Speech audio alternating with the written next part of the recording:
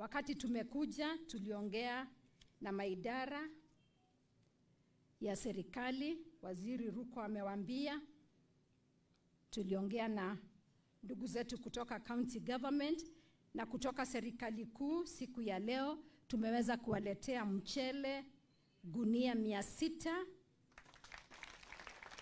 maharagwe gunia 520, hizi iron sheets ya kuweza kujenga nyumba zenu 8,000,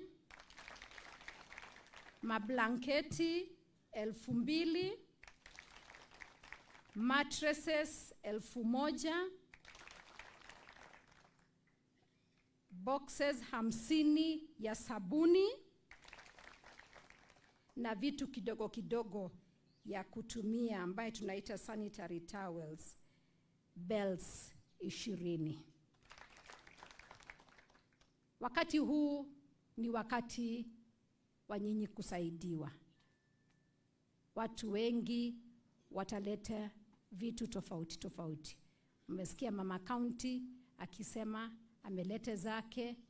First lady wa county amesema ametuma mume wake. Mmesikia mheshimiwa waziri Churchir amesema mambo yake, mawaziri wote, waziri Murkomen. Wakati huu ni wakati tumeletewa, lakini haya mambo yote yakishaisha tarehe 21, tukishawaweka wapendwa wetu kupumzika, itakuwa pia wakati wa kuweza kushikana mikono ili tuweze kuendelea na maisha yetu.